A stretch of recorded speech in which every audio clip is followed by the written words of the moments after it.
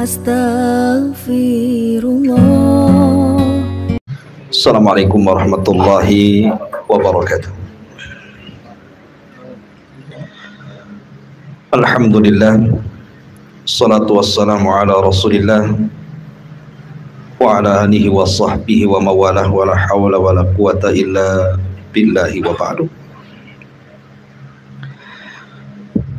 Kita lanjutkan malam ini masih membahas tafsir juz amma, dan kita masuk pada surah Asy-Syams.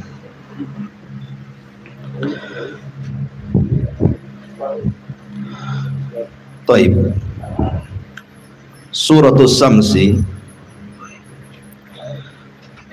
itu disebut dengan surah Asy-Syamsu.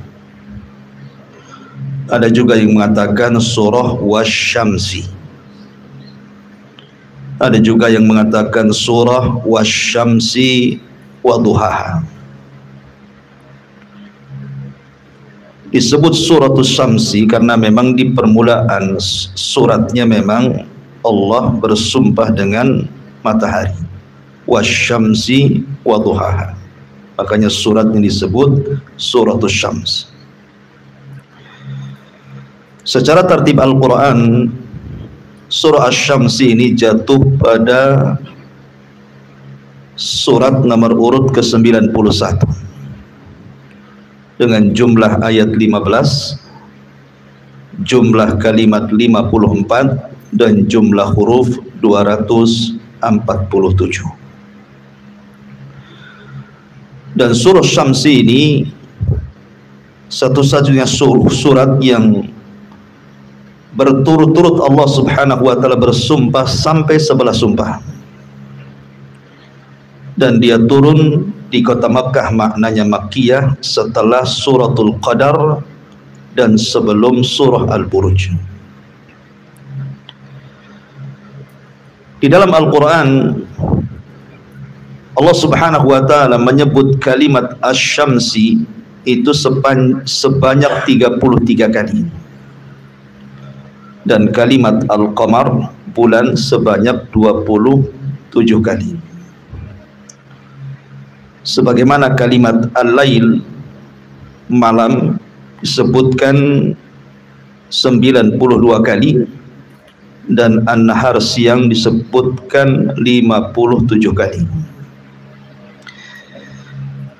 Karena surah Asy-Syamsi ini cukup panjang, kita akan bagi dua pertemuan. Kita baca ayat yang kita akan bahas malam ini dulu. A'udzubillahi minasyaitonirrajim. Bismillahirrahmanirrahim. Wasyamsi wa duhaha wal qamari idza talaha wan nahari idza jallaha wal laili idza yaghshaha was samaa'i wa ma banaha wal ardi wa ma tahaha wa nafsi wa ma sawwaha fa alhamaha fujuraha wa taqwaha qad aflaha man zakkaha wa qad khaba man dassaha. Di sini Allah Subhanahu wa taala memulakan dengan kalimat wasyamsi wa duhaha wal qamari idza talaha. Sebelum kita akan masuk pada tafsirnya, kita akan sebutkan tentang keutamaannya dulu. Disebutkan dalam sebuah hadis yang dikeluarkan Bukhari dan Muslim tentang kisah Mu'adz ibn Jabal radhiyallahu an yang mengimami manusia dengan membaca surah Al-Baqarah secara sempurna, sehingga ada orang yang tidak sanggup berdiri kemudian berpisah menjadi salat sendiri, tidak bermakmum kepada Mu'adz. Ketika itu Mu'adz menuduh dia seorang munafik. Maka sampailah perkara ini kepada Nabi. Maka Nabi SAW kemudian marah kepada Mu'adz dan mengatakan, afattanun anta ya Mu'adz, Mu'adz, kau akan buat fitnah. Sampai 3 kali Rasul mengatakan seperti itu. Falau sallaita bi sabbihisma rabbikal a'la wasyamsi wa duhaha wal laili idza yaghsha fa innahu yusalli wara'akal kabir wadh-dha'ifu wadul hajah. Seandainya engkau tidak baca surat itu, tapi bacalah surat Sabbihisma rabbikal a'la, tentu lebih baik. Atau wasyamsi wadhuhaha, itu lebih baik. Ataupun wal laili idza yaghsha, karena di belakang wahai Mu'adz ada orang tua, ada orang lemah, dan ada orang yang mungkin ada hajat. Jangan panjang-panjang. Menunjukkan bahwa Nabi SAW memilihkan kepada Mu'adz surah Asy-Syams. Kemudian juga Nabi SAW biasa, terutama dalam salat Isya, maka beliau selalu membaca surah Asy-Syams, sebagaimana hadis yang dikeluarkan oleh Imam At-Tirmidzi dan juga An-Nasa'i. Tapi di sana ada hadis yang sebenarnya hadis ini maudhu, palsu gitu. Cuman karena sudah beredar di medsos dan juga para duat terkadang menyampaikannya. Di mana Nabi SAW mengatakan, man qara'a surah wasyamsi wadhuhaha faka'annama tasaddaqa bikulli syai'in tala'at alaihi syamsu wal qamar. Barang siapa yang membaca surah wasyamsi wadhuhaha, seolah-olah dia telah bersedekah dengan segala sesuatu sejak terbit matahari dan bulan. Hadis ini maudhu dan tidak bisa dijadikan hujjah. Baik, ma'asyiral muslimin yang dimuliakan Allah Subhanahu wa taala. Allah Subhanahu wa taala berfirman, wasyamsi wadhuhaha wal qamari idza talaha wan nahari idza jallaha wal laili idza yaghshaha. Demi matahari dan sinarnya di waktu duha, demi bulan apabila mengiringi matahari, demi siang apabila menampakkan sinarnya, dan demi malam apabila meliputi keseluruhannya. Ma'asyiral muslimin yang dimuliakan Allah Subhanahu wa taala, sedikit kita akan cerita tentang matahari dan juga cerita sedikit tentang bulan. Kita tahu bahwa matahari dan bulan itu adalah tanda dari tanda-tanda kuasa Allah yang Allah Subhanahu wa taala ciptakan untuk ditafakuri manusia. Dan itu Allah sebutkan dalam surah Fussilat 37, wa min ayatihi al-lailu wan nahar wasyamsu wal qamar. Dan dari tanda-tanda kuasa Allah adanya malam dan siang, dan adanya matahari dan bulan. Ketika kematian Ibrahim, putra Rasulullah SAW dari Maria Kiptiyah, ketika itu usianya setahun 8 bulan,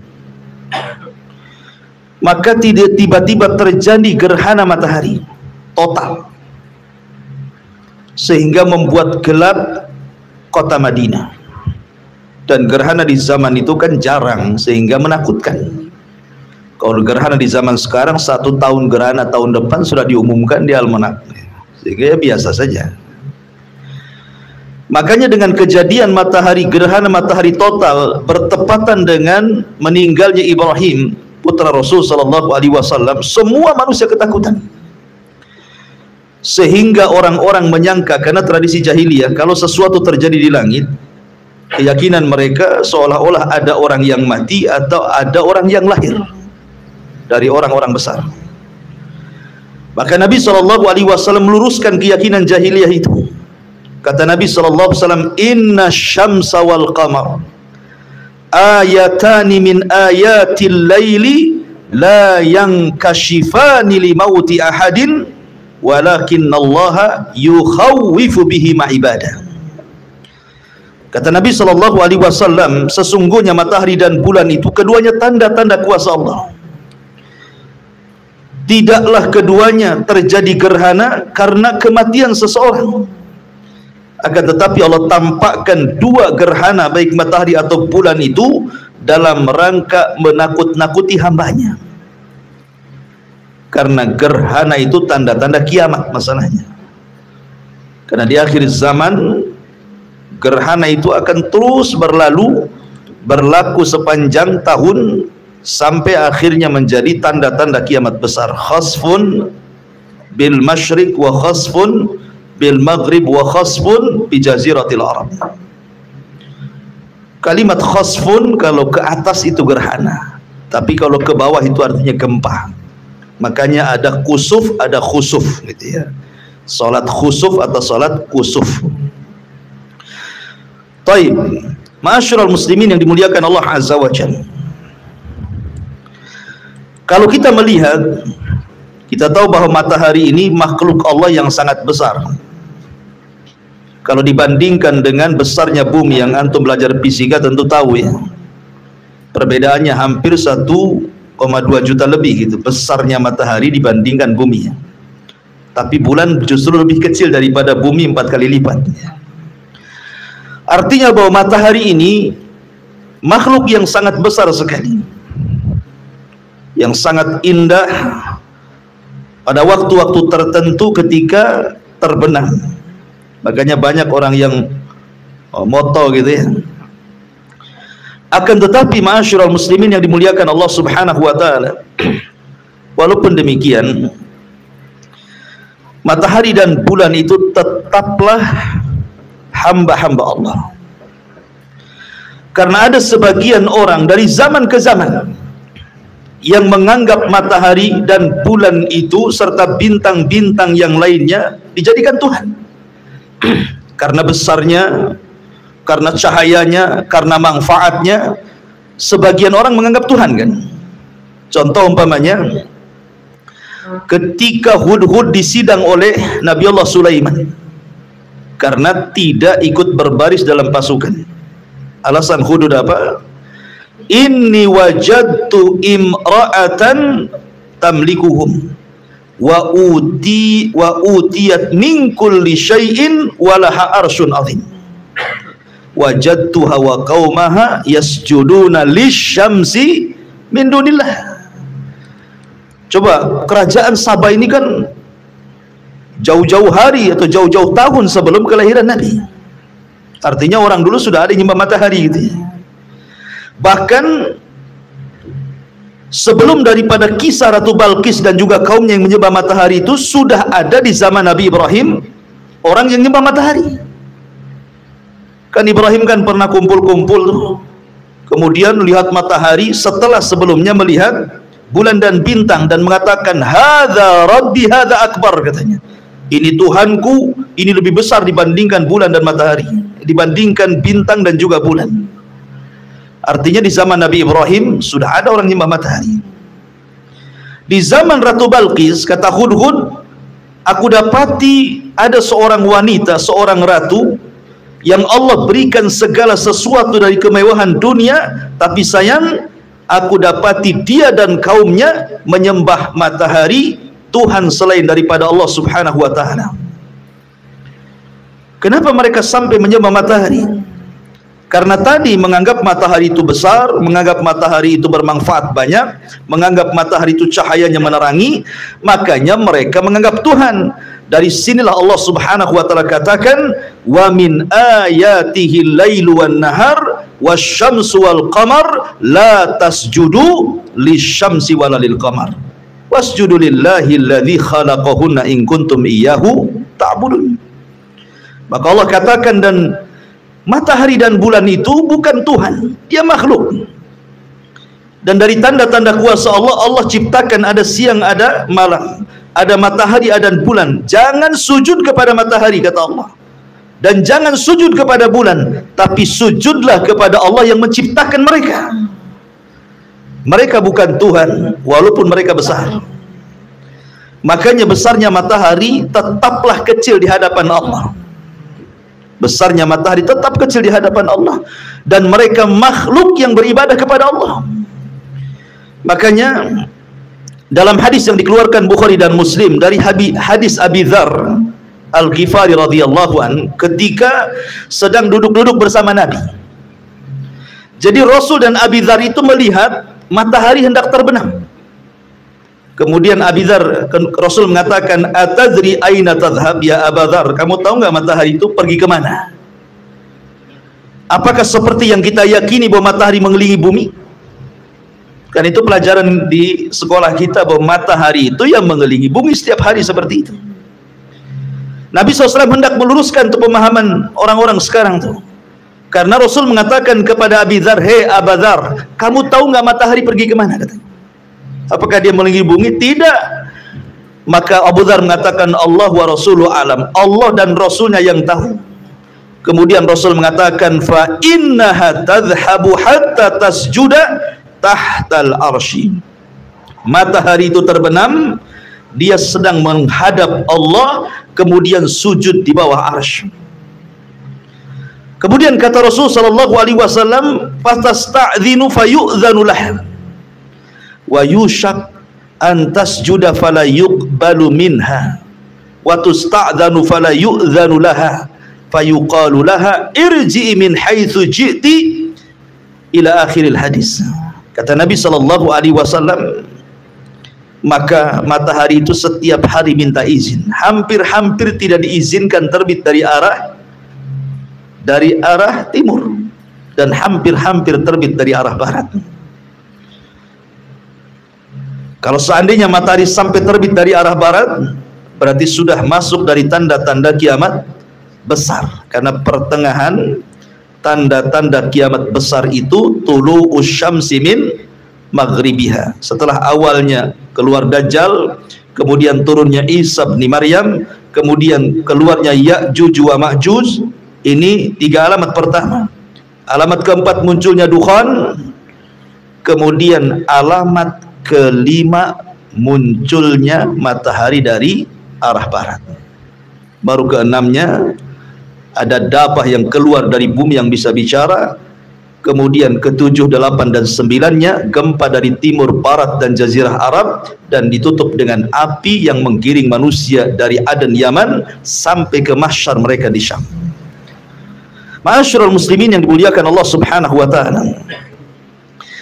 Rahasia matahari, rahasia kehidupan manusia itu ikhwan, sebenarnya letaknya ada di matahari. Allah Subhanahu wa taala sudah meletakkan matahari itu di porosnya, sebagaimana disebutkan dalam surah Yasin. Jadi Allah Subhanahu wa taala sudah meletakkan matahari itu pada porosnya. Tadi saya katakan bahwa besarnya matahari itu jauh lebih besar dibandingkan bumi kan. Bandingannya 1,2 juta lebih, kurang lebih besarnya. Tapi Allah sudah letakkan di porosnya itu. Kalau seandainya matahari menjauh dari bumi, maka akan terjadi kematian di bumi. Kenapa? Karena bumi akan beku, air akan beku, semua akan beku, termasuk darah-darah yang ada pada badan kita ini tidak akan mengalir lagi dan beku, dan akan terjadi kematian di mana-mana.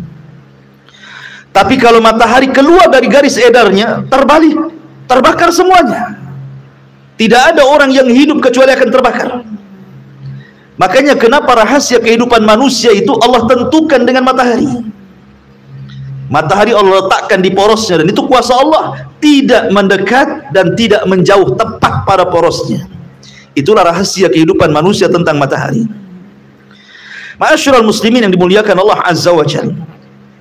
Ada 2 faedah yang sangat penting untuk kita pahami kalau Anda sedang melihat matahari. Pertama, faedah maknawi, dan yang kedua faedah hissi. Apa faedah maknawi dan apa faedah hissi itu? Ma'asyiral muslimin yang dimuliakan Allah Subhanahu wa taala. Sebelum saya jelaskan 2 faedah ini, ada sebuah pertanyaan. Apakah matahari itu menunjukkan adanya siang dan bulan itu menunjukkan adanya malam? Dan mana yang lebih dahulu diciptakan?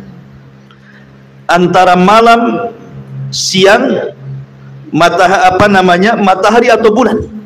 Atau dengan kata lain, lebih dulu mana? Bulan dengan malam ataukah matahari dan siang? Ma'asyiral muslimin yang dimuliakan Allah Subhanahu wa taala. Kita tahu bahwa Allah Subhanahu wa taala menciptakan malam dan siang itu sebelum menciptakan matahari dan bulan. Jadi sebelum ada matahari dan bulan, siang malam itu sudah ada. Siang dan malam itu sudah ada sebelum adanya matahari dan bulan. Bukan menunjukkan dengan adanya bulan berarti malam, adanya matahari berarti siang, bukan. Karena penciptaan malam dan siang dengan penciptaan matahari dan bulan itu lebih dulu. Dan itu disyaratkan di dalam Al-Qur'anul Karim, inna fi khalqis samawati wal ard wa ikhtilafil laili wan nahar. Sesungguhnya di dalam penciptaan langit dan bumi dan ikhtilafnya malam dan siang, bergesernya ada malam ada siang, itu adalah tanda-tanda kuasa Allah bagi orang yang berakal. Jadi siang malam itu sudah diciptakan oleh Allah Subhanahu wa taala, tetapi baik siang ataupun malam sama-sama gelap karena belum diberikan tanda. Tapi sudah diciptakan ada siang ada malam, tapi belum diberikan tanda. Baru setelah Allah ciptakan adanya siang adanya malam, baru Allah kasih tanda dengan diciptakannya matahari dan bulan.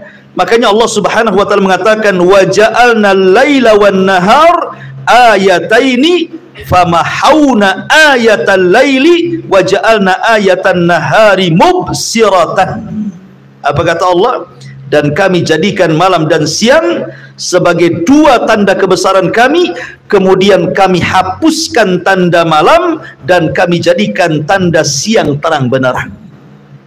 Ya, yang tadinya gelap tuh, baik siang gelap malam gelap gitu ya, mulailah kemudian Allah berikan tanda dengan menghapus tanda malam menjadi siang dengan diciptakan matahari, gitu maksudnya. Ya, makanya malam itu pertama diciptakan, baru kemudian siang, kemudian baru Allah menciptakan ada matahari dan ada bulan. Dan kita tahu bahwa malam itu lebih dulu dari siang, dan malam itu lebih luas dibandingkan siang. Sudah saya jelaskan dalam surah Al-Lail bahwa cahaya matahari itu kalau dipersen, cahaya yang ke bumi kalau dipersen itu cuman 1% saja, lebihnya alam semesta ini gelap. Makanya Allah Subhanahu wa taala selalu menggunakan fi'il mudhari ketika menjelaskan kalimat lail. Wal laili idza yaghsha wan nahari idza tajalla. Ketika Allah menyebutkan malam menggunakan fi'il mudhari, tapi ketika menyebutkan siang Allah sebut dengan fi'il madhi. Kenapa? Karena faedah fi'il mudhari itu artinya lebih meluas dibandingkan fi'il madhi. Lebih luas maknanya. Sekarang hal wal mustaqbal itu bahasanya ya. Dia lebih meliputi dibandingkan fi'il madhi ya. Karena alam semesta ini bersama galaksinya dasarnya itu malam. Terang itu hanya ada di bumi saja. Di planet-planet lain tidak. Yang terang itu hanya di bumi saja. Di bumi sendiri tidak semua bumi terang ketika terbit matahari kan. Ada beberapa daerah itu justru masih malam. Jadi hanya 1% saja dibandingkan gelap gitu maksudnya. Dan itu kuasa Allah Subhanahu wa taala. Ini jadi belajar fisika. Jadi guru fisika. Ma'asyiral muslimin yang dimuliakan Allah Subhanahu wa taala. Tapi yang jelas bahwa kita kembali kepada fokus bahwa ada faedah maknawi yang luar biasa ketika antum melihat matahari. Jadi para ulama mengatakan, kenapa kita disyariatkan sholat duha? Kan kita disyariatkan sholat duha itu. Apa sih sebabnya? Apa rahasia di balik sholat duha itu? Ketika seseorang itu memandang matahari ikhwan, berarti kita diingatkan tentang hari akhir. Kita diingatkan dengan hari akhir. Karena panasnya matahari itu mengingatkan akan panasnya kelak hari akhir, yaumul qiyamah, dan panasnya neraka. Makanya pada hari kiamat ketika Allah Subhanahu wa taala berfirman, wa idzan nujumun kadara, ketika bintang-bintang dijatuh-jatuhkan, ditubruk-tubrukkan satu dengan yang lain, matahari dan bulan tidak dijatuhkan. Dan Allah katakan wa jumi'asy syamsu wal qamar, dan Allah gabungkan matahari dan bulan.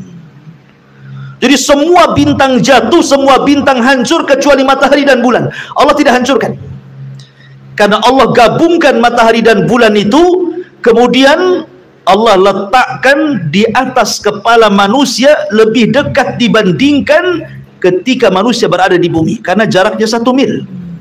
Sementara ketika kita berada di bumi, jarak kita dengan matahari itu entah berapa kecepatan cahaya, tetapi kalau di akhirat sudah jelas mataharinya di atas kepala 1 mil. 1 mil pun menjadi khilaf kalimat mil dalam hadis itu.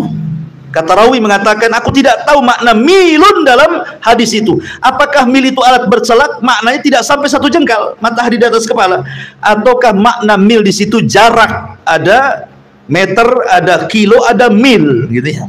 Kalaupun itu adalah jarak, terlampau dekat matahari di atas kepala itu. Jadi matahari itu mengingatkan kita akan hari akhir, bahwa matahari akan didekatkan tetap pada hari kiamat. Dan ketika kemudian manusia sudah dihisab, kemana perginya matahari?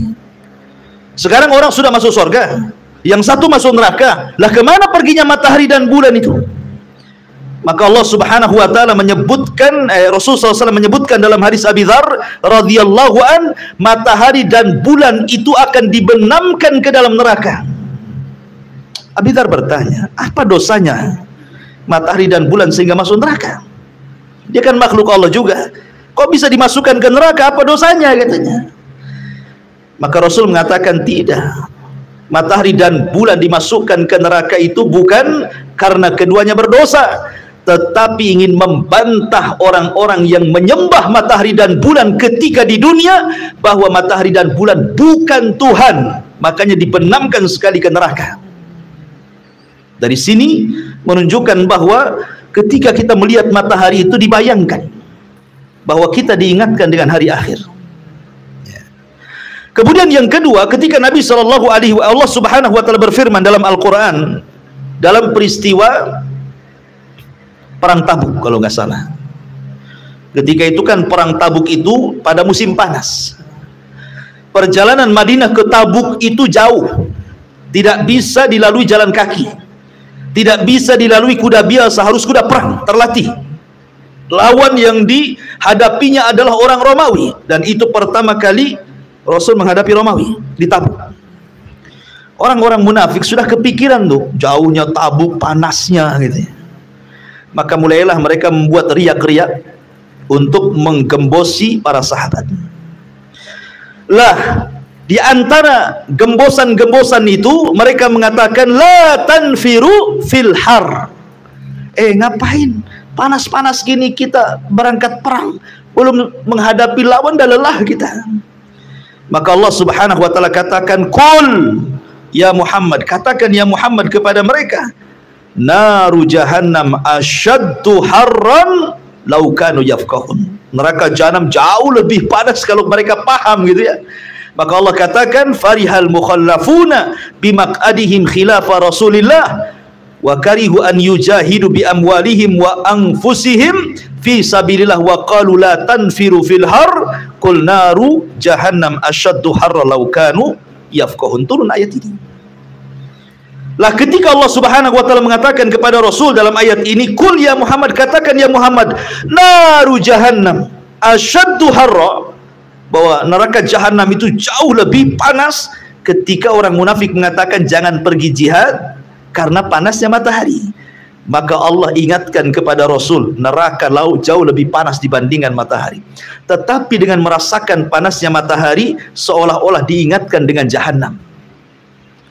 Makanya kenapa Nabi SAW mengatakan idashtadal harru fa abridu bis salati fa inna shiddatal harri min faihi jahannam. Kata Nabi SAW, apabila panas terik di tengah-tengah siang, ya kan, jangan langsung sholat duhur, biarkan tergelincir dulu ke arah barat sedikit supaya agak dingin cuacanya, karena teriknya matahari itu hembusan dari neraka jahanam. Ya, makanya sholat yang boleh diakhirkan dua. Pertama isya boleh diakhirkan, dan juga duhur boleh diakhirkan. Alasan isya karena memang waktunya separuh malam, alasan duhur karena panas teriknya matahari itu adalah nafasnya jahanam. Ya. Ma'asyiral muslimin yang dimuliakan Allah Azza wa Jalla, intinya bahwa matahari itu mengingatkan kita tentang akhirat. Dan panasnya matahari juga mengingatkan kita tentang neraka. Panasnya matahari itu. Perhatikan Allah Subhanahu wa taala berfirman di dalam Al-Qur'an, afara'aitumun narallati turun a'antum ansha'tum syajarataha am nahnul munsyi'un. Apa kata Allah? Nahnu ja'alnaha tadhkiratan wa mata'an lil muqwin. Allah mengatakan, bagaimana pendapat kalian tentang api yang kau lihat? Kalau kau pegang kan panas api itu. Ya. Sama teriknya matahari juga bisa membakar. Ya. Kita lihat kalau dulu itu kan mau menghidupkan api nggak perlu pakai korek gitu ya, beli saja kaca pembesar gitu ya, kaca pembesar, pantulkan cahayanya dari matahari, letakkan di kertas, bisa terbakar tuh. Artinya bahwa matahari bisa menimbulkan api. Dan Allah katakan dalam Al-Quran, bagaimana pendapat kalian tentang api yang kalian hidupkan itu? Apakah kalian yang menumbuhkan pohon api tersebut ataukah kami? Kami jadikan api itu, kata Allah, nahnu ja'alnaha tadhkirah. Kami jadikan api itu sebagai pengingat akan api yang lebih besar daripada api dunia, maksudnya jahanam, api neraka. Karena api di bumi ini hanya satu bagian daripada 70 bagian panasnya jahanam. Dari sini menunjukkan mataharinya mengingatkan akan akhirat, karena di padang mahsyar matahari dekatkan, panasnya mengingatkan kita tentang azab neraka. Jadi apa yang kita lihat pada matahari itu bukan semata-mata makhluk Allah yang punya cahaya, tapi lebih daripada itu kita bisa mengambil manfaat maknawi, artinya manfaat secara makna bahwa kita diingatkan kepada hari akhir. Ini yang pertama. Yang kedua, manfaat secara maknawi adalah kita diingatkan bahwa kita makhluk yang lemah. Kita ini lemah loh. Siapa yang bisa memandang matahari tanpa alat? Jangan lama-lama. Jangan satu hari, buta lah kita. Bentar aja. Sorotkan mata kita saat matahari terbit. Jangan pakai alat bantu. Siapa yang sanggup? Tidak ada yang sanggup. Kalau seandainya kita makhluk Allah dihadapkan dengan makhluk Allah yang lain, kita lemah. Lemah di hadapan matahari, kita tidak sanggup memandang loh ya. Bagaimana dengan zat yang menciptakan matahari, maksudnya begitu. Dan di sini ada faedah ikhwan, bahwa seorang ataupun makhluk yang lemah itu hendaklah mencari sandaran yang kuat. Ya. Sebab kalau seandainya makhluk lemah bersandar kepada makhluk lemah, makin lemah dia. Sebagaimana orang-orang yang menyembah selain daripada Allah, dari makhluk-makhluk Allah yang Allah ciptakan, mereka sudah lemah, menyembah Tuhan yang lemah, makin lemah. Makanya orang-orang musyrik itu sesembahan mereka seperti Baitul Ankabut, kata Allah, seperti rumah laba-laba, kan itu. Tidak bisa menaungi hujan. Mana ada rumah laba-laba bisa naungi hujan? Bolong-bolong, tetap aja bocor dia ya, nggak bisa ditambal. Tidak bisa menaungi angin. Ya, karena memang lubang-lubang sarang laba-laba itu, ditebak saja langsung roboh. Itulah sarang laba-laba. Nah, seperti itulah kelemahan orang yang bersandar kepada orang yang lemah, kepada zat yang lemah. Makanya ada faedah di sini, bersandarlah kepada zat yang kuat supaya kita tidak menyesal. Yang menciptakan sesembahan mereka, yang menciptakan matahari, bulan, bintang dan yang lain sebagainya. Jadi sini ada manfaat tentang lemahnya manusia di hadapan Allah, karena kita tidak bisa melihat matahari secara mata telanjang kecuali harus menggunakan alat bantu, teropong dan yang semacamnya. Kemudian yang ketiga, bahwa manfaat matahari itu luar biasa. Walaupun manusia mencela matahari, tetap saja manfaatnya tidak akan terputus, dan itu nikmat. Betapa banyak orang yang mencela matahari kan? Banyak ikhwan, gara-gara ndak hujan-hujan dicelak lah itu. Si panas, kapan hujan gitu. Kan itu ya. Terutama ibu-ibu. Ya. Ataupun kalau tidak ada matahari dicela juga gitu ya. Asih hujan terus, kapan panasnya katanya. Tapi walaupun matahari dicela satu dunia mencela matahari, tetap saja matahari menyinari dan memberikan manfaat kepada manusia. Ini nikmat. Coba kalau matahari kayak kita gitu ya, ada perasaan gitu ya. Kalau seandainya antum ngasih, tiba-tiba antum celak, pasti nggak dikasih sama antum. Kan gitu. Kita ini kan mudah dongkol gitu ya.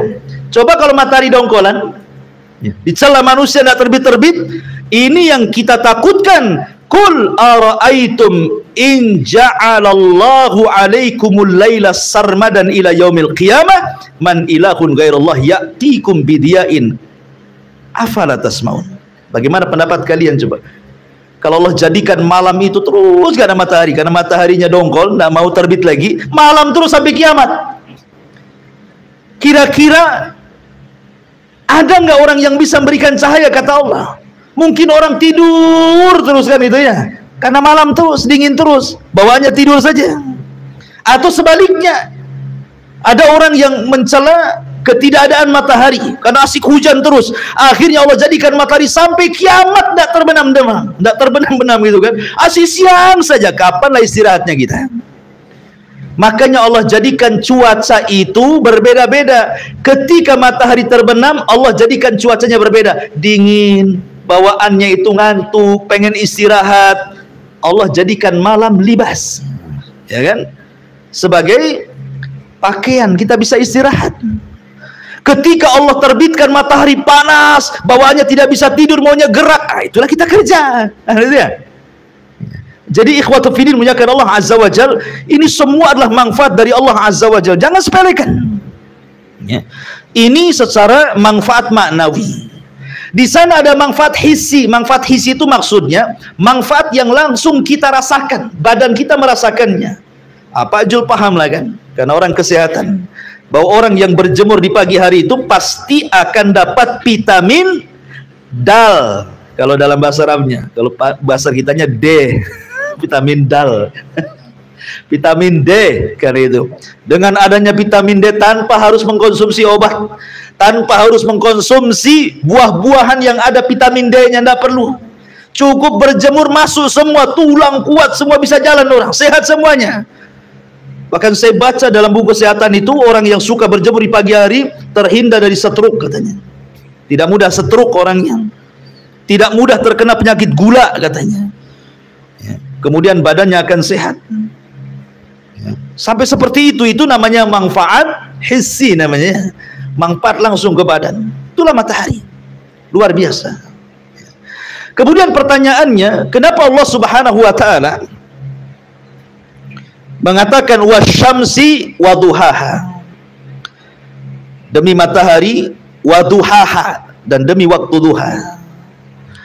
Demi matahari yang menyinari. Duha itu artinya ketika matahari terbit sampai zawal ke arah barat sedikit, masuk zuhur, itu waktu duha.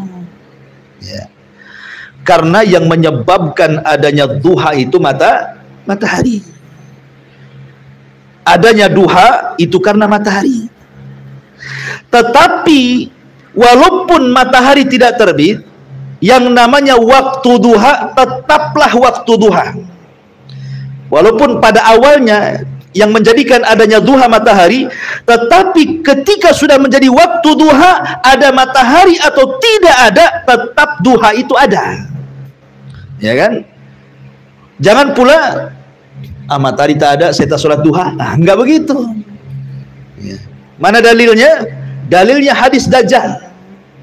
Ketika Nabi SAW mengatakan bahwa keluarnya Dajjal itu satu hari bagaikan setahun, satu hari bagaikan sebulan, satu hari bagaikan sepekan. Jadi 3 hari berturut-turut itu, hari pertama bagaikan setahun, hari kedua bagaikan sebulan, hari ketiga bagaikan sepekan, baru hari berikutnya sama, harinya hari normal. Ada yang mengatakan bahwa maksudnya satu hari sama dengan setahun, sebulan, dan sepekan itu, bahwa Dajjal itu bukan hanya mengelilingi waktu-waktu normal, tapi Dajjal juga akan berkeliling ke kutub-kutub yang tidak normal waktunya. Kan kutub itu tidak normal waktunya, kadang siangnya lama, kadang malamnya lama, kan itu ya, daerah kutub itu. Lah ketika kemudian sahabat bertanya soal ibadah, yang satu harinya 1 tahun itu macam mana sholat puasanya Nabi katanya. Jangankan 1 tahun tak makan, 3 hari tak makan dah di kuburan tuh, dah mati. Ini setahun pula tak makan, bagaimana caranya puasanya itu? Maka Rasul mengatakan faqdirulah, kira-kirakan. Jadi kalau 1 harinya bagikan 1 tahun, dikira-kirakanlah dari zuhur ke asar berapa jam, dari asar ke maghrib berapa jam, dari maghrib ke isya berapa jam. Kalau umpamanya kita puasa Indonesia dari mulai terbit fajar sampai terbenam itu berapa jam. Nah, kalau sudah sampai jam, bukalah walaupun masih siang, gitu maksudnya. Tanya ke tetangga yang normal waktunya. Telepon saja, sudah maghrib belum? Sudah, di sini baru pagi, makan, gitu maksudnya ya. Karena mengikuti daerah yang normal. Artinya bahwa kembali kepada topik bahwa yang menyebabkan adanya duha matahari, tapi ketika sudah menjadi waktu duha, maka matahari tidak lagi jadi patokan duha. Ada duha, tidak ada duha, ada matahari atau tidak ada matahari, tetap kalau sudah jamnya duha, sholat duha, gitu maksudnya. Dan sholat duha itu seafdal-afdalnya ketika anak unta berlalian karena kepanasan tidak sanggup duduk dia. Ya antara jam 10, jam 11 itu seafdal-afdalnya waktu duha, karena sekali lagi manfaat rahasia di waktu duha, saya ulangi tadi tidak saya jelaskan. Kenapa disyariatkan duha? Karena di antara manfaat maknawi diingatkan dengan hari akhir. Maka karena kita diingatkan dengan hari akhir, diingatkan dengan berdiri padang mahsyar, diingatkan dengan neraka, timbullah rasa takut ketika melihat matahari. Karena timbul rasa takut, maka kita ingin bertobat kepada Allah, kemudian melaksanakan duha. Makanya sholat duha disebut sholatul awabin, sholatnya orang yang tobat. Ya. Kenapa tobat? Karena takut. Ya. Itulah kenapa rahasia di balik sholat duha itu. Di situ rahasianya. Tetapi tidak disyariatkan sholat duha tiap hari, karena Rasul tidak tiap hari sholat duha. Rasul itu kadang sholat 1 hari, kadang 2-3 hari tak sholat, nah sholat lagi, kemudian tidak sholat lagi. Jadi tidak disyariatkan, tidak dianjurkan setiap hari. Dalam hadisnya illa ghibban, kecuali diselang sehari sholat, 2 hari tidak, kemudian sholat 3 hari tidak. Nah, lain dengan sholat malam, Rasul tiap malam sholat.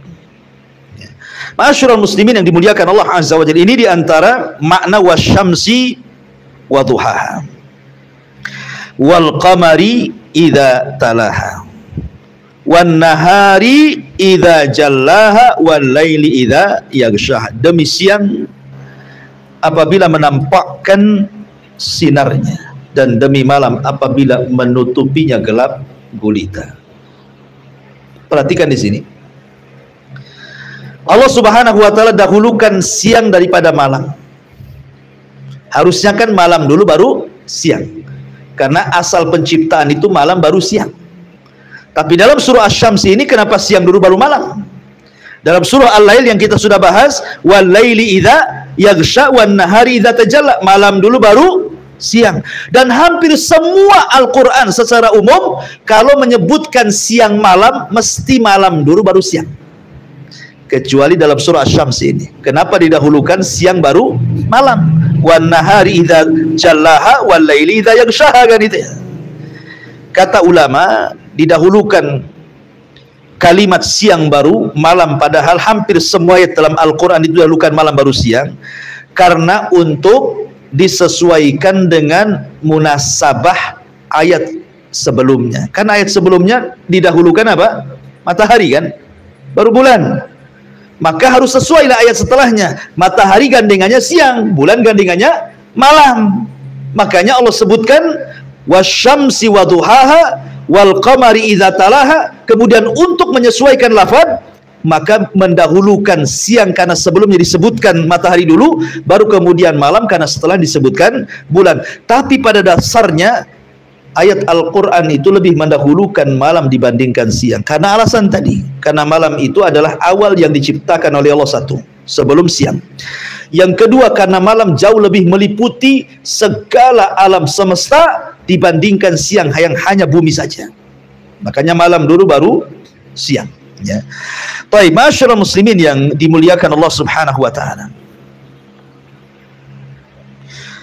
Adapun tentang faedah malam dan siang, antum bisa murajaah di YouTube yang sudah subscribe, like and share gitu. Jadi bisa dalam tafsir surah Lail yang sudah saya jelaskan, itu saya jelaskan tentang manfaat malam dan juga siang. Jadi tidak perlu diulang. Ya. Ma'asyiral muslimin yang dimuliakan Allah Azza wa Jalla. Kemudian Allah mengatakan was-sama'i wa ma banaha wal ardi wa ma tahaha. Demi langit serta pembinaannya, dan demi bumi serta penghamparannya. Ma'asyiral muslimin yang dimuliakan Allah Azza wa Jalla, sebagaimana kita bercerita tentang matahari dan bulan, dan keduanya tanda kuasa Allah, maka begitu juga langit dan bumi adalah kuasa Allah. Cuman bedanya, kalau langit dan bumi kuasa Allah yang tidak bergerak, tapi kalau matahari dan bulan itu bergerak, kan bergerak dia. Tapi kalau langit dan bumi kapan-kapan bisa dipandang, mau siang mau malam. Ya, bumi juga sama. Tapi kalau matahari tidak bisa dipandang kecuali siang, bulan tidak bisa dipandang kecuali malam, kan itu. Lah kita tahu bahwa banyak keajaiban langit dan bumi itu.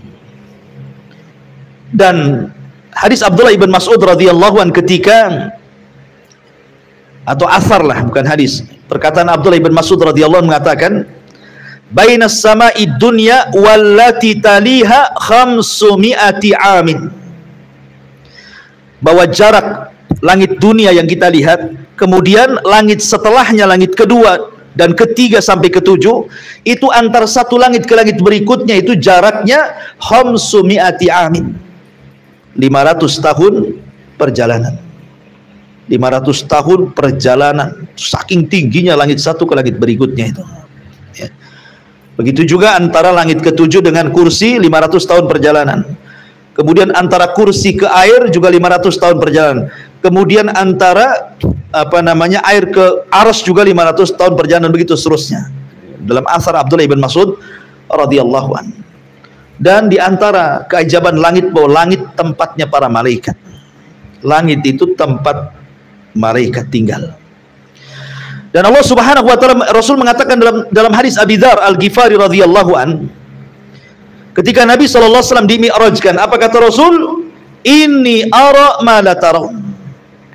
Attatis sama wa huqqalaha anta'id. Ma fiha maudi'a arba'a asabi illa wa malakun wadi'un jabhatahu sajidan lillahi azza wa jalla. Kata Abi Dzar Al-Ghifari membawakan hadis yang marfu kepada Rasul, kata Nabi SAW, aku menyaksikan apa yang tidak kalian saksikan. Langit bergemuruh dan wajar bergemuruh, sebab tidak ada tempat seluas 4 jari pun di langit melainkan ada malaikat yang sujud dan ruku kepada Allah sampai kiamat. Jadi 4 jari dari sini malaikat, 4 jari malaikat, sebanyak itu malaikat yang ada di langit. Ya. Adapun apakah di dalam bumi itu juga ada makhluk? Kalau di langit kan jelas tuh, setiap tingkatan langit itu semua ada malaikat. Bahkan para nabi di sana. Nabi-nabi yang sudah meninggal, ruhnya ada di sana. Makanya dalam peristiwa Isra Mi'raj, Rasul bertemu dengan Adam, dengan Yahya, dengan Isa, dengan Harun, dengan Yusuf, dengan Musa, Ibrahim, dan begitu seterusnya. Apakah juga di dasar bumi ada makhluk? Kan bumi juga sama, lapisan-lapisannya ada 7 tuh. Maka Allah Subhanahu wa taala berfirman, wa yakhluqu ma la ta'lamun, dan Allah menciptakan makhluk yang kalian tidak tahu. Al-Imam Al-Qurtubi ketika memberikan catatan ayat ini, beliau mengatakan qala al-jumhur, berkata jumhurul ulama, minal khalqi, maksudnya makhluk yang kalian tidak tahu adalah dari ciptaan Allah, kita tidak tahu. Ya. Ada yang mengatakan anwa al-hasyarat wal hawam fi asafilil ardi wal barri wal bahri mimma lam yarahul basharu walam yasma'u bihi, ataupun makhluk Allah dari binatang-binatang kecil, baik di dasar bumi atau di dasar lautan atau di dasar daratan, yang kalian tidak pernah melihat dan tidak pernah mendengarnya. Boleh jadi ada makhluk yang kita tidak tahu. Di dalam bumi ini, dari lapisan-lapisannya sampai ke bawah, sampai lapisan yang ke-7, boleh jadi ada makhluk, cuman kita tidak tahu. Karena Allah mengatakan wa yakhluqu ma yasha. Allah ma la ta'lamun wa yakhluqu ma la ta'lamun, dan Allah menciptakan makhluk yang kalian tidak tahu, dan itu keajaiban Allah Azza wa Jalla. Ya, di antaranya adalah kisah ketika Nabi Daud membaca Zabur. Tiba-tiba kemudian burung ikut berkicau, gunung ikut juga membaca dengan suaranya. Akhirnya suara lirih Zaburnya tidak terdengar karena lebih besar suara gunung dibandingkan suara Zabur. Maka Daud kemudian ya coba ngomong sama malaikat Jibril, macam mana Allah akan tahu suaraku sementara gunung lebih besar suara tasbihnya dibandingkan aku? Maka Jibril membawa Daud ke dasar bumi yang paling dalam. Ya. Kemudian di dasar bumi yang paling dalam diambilnya satu batu, kemudian dipecah, rupanya ada dun, ada ulat. Kemudian kata Jibril, coba letakkan telingamu di ulat itu. Kedengaran tasbihnya tidak?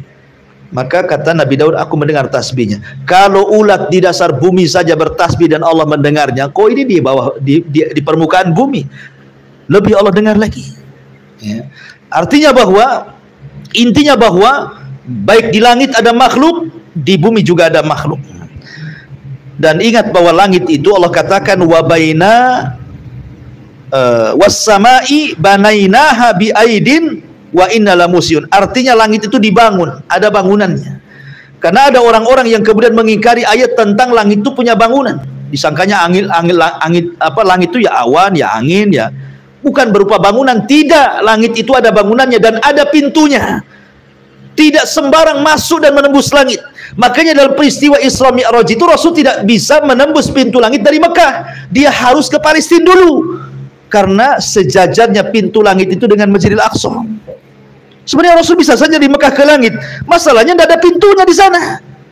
Makanya harus kemudian hijrah dulu, melaksanakan perjalanan Isra dulu, baru dari Palestina dia naik ke langit. Karena orang yang mengingkari bahwa langit bukan berbentuk bangunan seperti orang-orang ateis, maka kita katakan dia telah mendustakan dari Al-Qur'anul Karim yang mengatakan bahwa langit itu adalah dalam bentuk bangunan. Ma'asyiral muslimin yang dimuliakan Allah Azza wa Jalla. Adapun keajaiban langit ya ma'ruflah, kalau antum memandang ke langit itu kan ada awan yang mampu menampung air dari bumi kemudian dijatuhkan jadi hujan. Siapa yang buat kayak gini coba? Allah. Ya kan? Kemudian dihembuskan angin dari langit, ada yang panas, ada yang dingin. Siapa yang menghembuskan angin-angin ini kalau bukan Allah Azza wa Jalla? Kemudian juga ada petir, ada geledek, macam-macam di langit itu. Dan siapa yang membuat seperti itu kalau bukan karena Allah? Begitu juga di bumi kan? Di bumi luar biasa lagi. Coba dalam lautan itu macam-macam dikeluarkan, ada gas, ada minyak, ada perhiasan, ada jamrud, macam-macam ya kan. Itu kuasa siapa? Allah Subhanahu wa taala. Artinya bahwa Allah Subhanahu wa taala ketika bersumpah dengan langit dan bumi karena keduanya ada manfaat besar bagi manusia. Dan Allah jadikan bumi itu firas, terhampar, sehingga kita bisa berjalan tanpa goyang, kita bisa berjalan tanpa oyang, kita bisa berjalan tanpa jatuh, kita bisa tidur kemudian besoknya tidak sakit badan.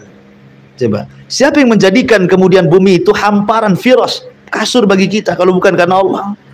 Dan itu salah satu penyebabnya karena Allah jadikan gunung-gunung itu menjadi pasak sehingga bumi tidak gempa. Siapa yang menjadikan gunung pasak? Allah. Ya, artinya bahwa banyaklah kalau kita bicara tentang keajaiban-keajaiban yang ada di langit dan yang ada di bumi. Kemudian Allah mengatakan wa nafsin wa ma sawwaha fa alhamaha fujuraha wa taqwaha qad aflaha man zakkaha wa qad khaba man dassaha. Kita berhenti sampai sini ya. Demi jiwa serta penyempurnaan ciptaannya, maka dia mengilhamkan kepada jalan kejahatan dan ketakwaan. Sungguh beruntung orang-orang yang mensucikan jiwanya, dan sungguh rugi orang-orang yang mengotori jiwanya. Abi Malik Al-Haris ibn Asim Al-Ash'ari radhiyallahu anhu, seorang sahabat Rasul, seorang Yaman, dan meriwayatkan hampir 27 hadis dari Nabi. Beliau mengatakan dalam sebuah hadis yang didengar dari Nabi SAW ketika menyebutkan tentang pintu-pintu kebaikan. Kata beliau bahwa kebersihan itu separuh iman. Ucapan alhamdulillah itu bisa memberatkan timbangan. Kemudian solat itu cahaya. Kemudian sedekah itu bukti. Kemudian sabar juga cahaya. Kemudian di ujung hadis dia mengatakan apa? kullun nasi yagdu fabai'un nafsah famu'tikuha au mubikuha. Setiap manusia akan keluar dari rumahnya. Setiap manusia, kan nggak ada orang itu yang ngerem terus di rumah kan, pasti suatu ketika keluar, mau pagi, mau siang, mau malam kan itu. Setiap orang yang keluar dari rumahnya itu terkadang dia sedang menjual dirinya. Ada yang menjual dirinya untuk ketaatan kepada Allah, beruntunglah dia. Tapi ada juga yang menjual dirinya untuk kemaksiatan kepada Allah, rugilah dia. Makanya Allah mengatakan, inna sa'yakum lasyatta. Usaha kalian itu berbeda-beda. Ada yang mencari kebaikan, ada yang mencari kejahatan. Ada yang melakukan kesyirikan, bid'ah dan kemaksiatan. Ada yang mencari tauhid, sunnah dan juga ketaatan. Macam-macam orang itu berlaku di luar sana. Ya. Tapi Allah Subhanahu wa ta'ala puji kepada jiwa-jiwa yang mereka betul-betul hendak membersihkan jiwanya dan tidak mengotori jiwanya. Makanya Nabi SAW, dari Abdullah ibn Abbas radhiyallahu anhuma, Nabi SAW kalau dia membaca ayat ini, wa nafsi wa masawaha fa alhamaha fujuraha wa taqwaha, maka Nabi SAW kemudian berhenti dan mengatakan, Allahumma ati nafsi taqwaha anta waliyuha wa khairu man zakkaha. Jadi kalau Rasul membaca ayat ini, Rasul pasti berhenti, kemudian mengangkat kedua tangannya dan mengatakan, ya Allah, berikan kebersihan pada jiwaku, maksudkan ketakwaan kepadaku, karena engkau adalah pelindung terbaik dan engkau sebaik-baik orang yang mensucikan jiwa. Selalu Nabi SAW seperti itu. Terkadang Rasul membaca kalimat ini dalam sujudnya, terkadang Nabi SAW membaca doa ini setelah membaca ayat ini. Tapi yang jelas bahwa kesucian jiwa itu sangat penting sekali, karena baik buruknya badan yang kita bawa itu ditentukan baik buruknya hati yang ada pada jiwa. Makanya Rasul mengatakan bahwa pada badan seseorang ada segumpal daging, kalau dia baik-baik semuanya, kalau dia jahat-jahat semuanya. Kemudian Rasul mengatakan, ala wahyal qalbu, itulah hati yang menggerakkan semua badan. Wallahu a'lam. Ini tafsir singkat dari surah Asy-Syamsi, karena juga memang pembahasannya banyak sekali ya, tidak mungkin kita selesaikan dalam satu malam. Dan saya yakin antum juga pasti akan bawa bantal kemudian tidur gitu ya, sementara saya ngoceh terus sampai subuh. Jadi sudahlah, karena juga kemampuan mata juga terbatas, maka kita akhiri saja kajian kita. Taib, sebelum saya akhiri, mungkin di antara jamaah ada yang mau bertanya, silahkan.